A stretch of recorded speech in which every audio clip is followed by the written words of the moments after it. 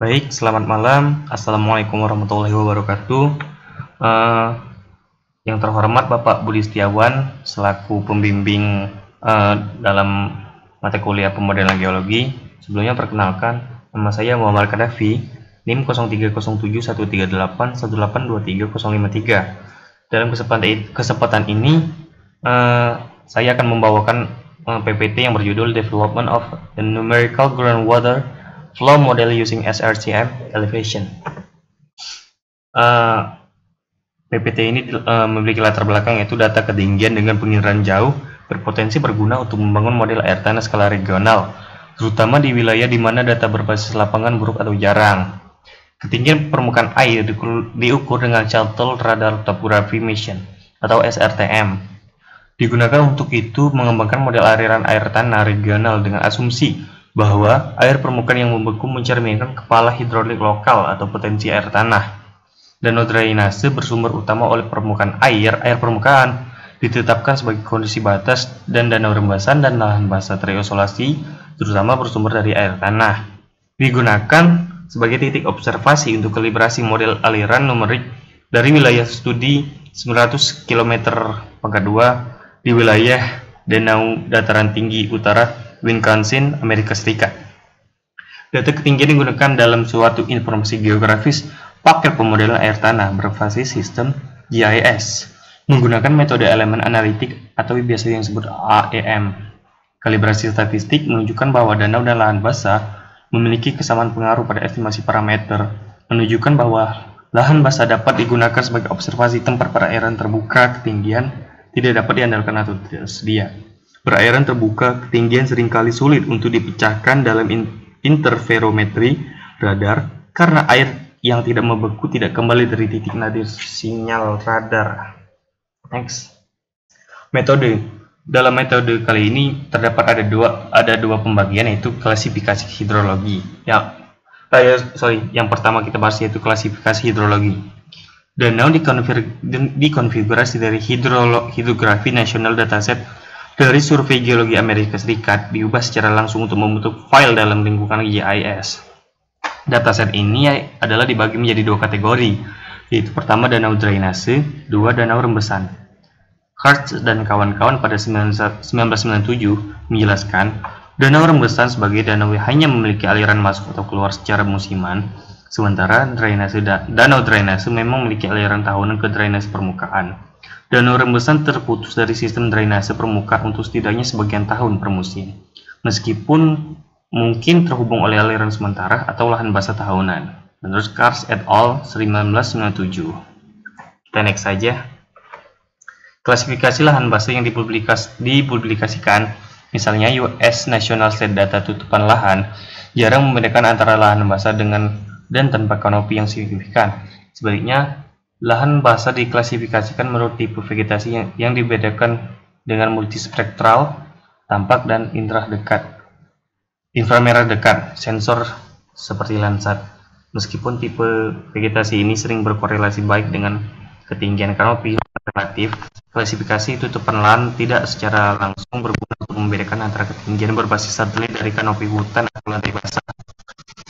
Di studi Wisconsin kali ini, lahan basah perhutan biasanya didominasi oleh kayu vegetasi dengan persentase luas yang signifikan tertutup kanopi. Lahan basah terbuka tidak berhutan ditandai dengan rerumputan rendah, semak belukar dan gambut. Pada umumnya lebih pendek dari 1-2 meter dan kanopi pohon yang jarang. Yang next saja.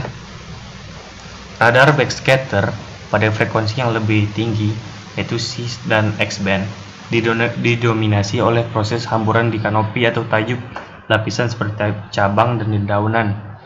Backscatter di bagian bawah frekuensi P dan L band didominasi oleh hamburan proses yang melibatkan komponen biomasa kayu utama seperti itu sebagai cabang dan sebagai batang dan cabang.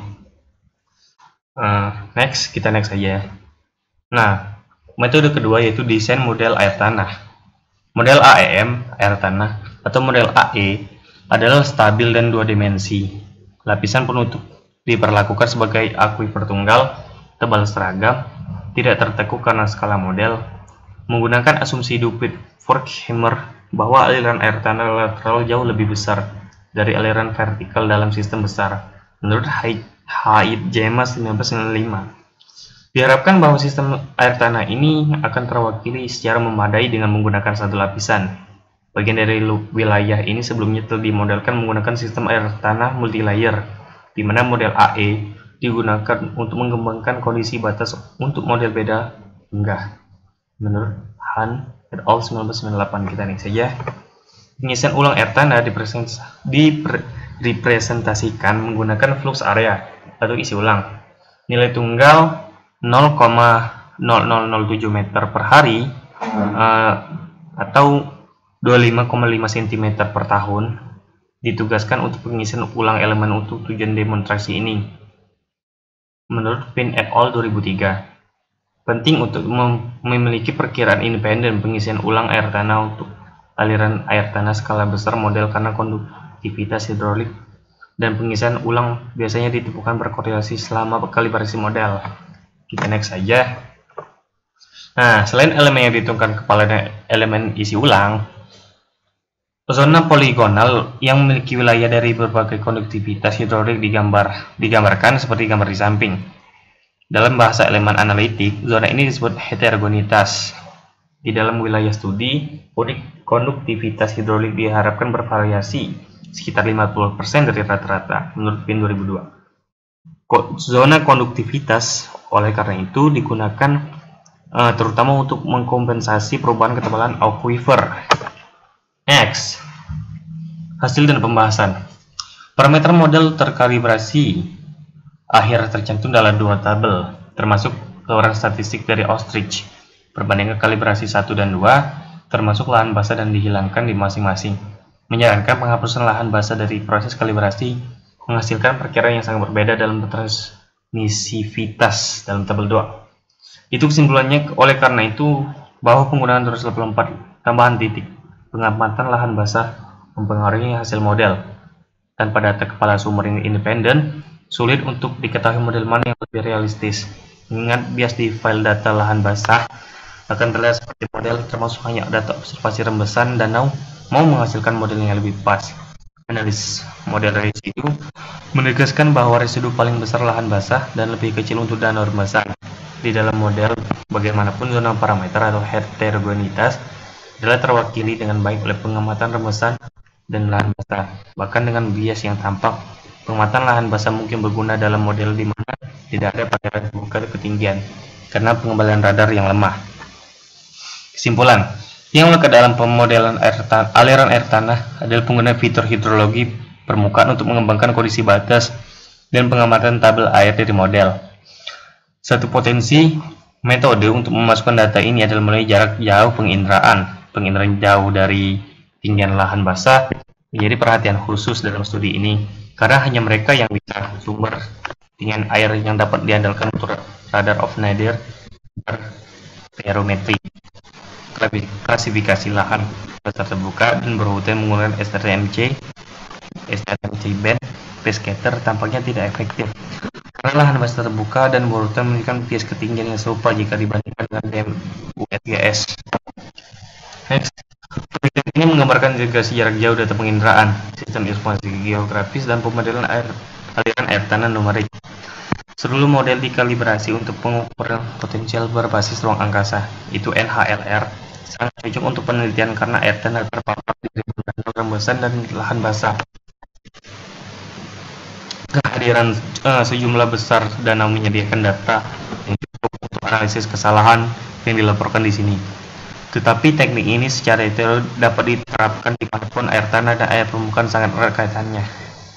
Kondisi ini diperkirakan terjadi dimanapun air tanah isi ulang memiliki kapasitas aquifer untuk mengalirkan curah hujan. Analisis hidrologi didasarkan sepenuhnya pada jarak data yang dirasakan penuh dengan risiko. Ini mungkin satu-satunya pendekatan praktis untuk memahami peran air tanah dalam siklus hidrologi global. Demikian yang dapat saya sampaikan. Kurang lebihnya saya mohon maaf. Kepada Allah saya mohon ampun. Billahi taufiq wal hidayah. Wassalamualaikum warahmatullahi wabarakatuh.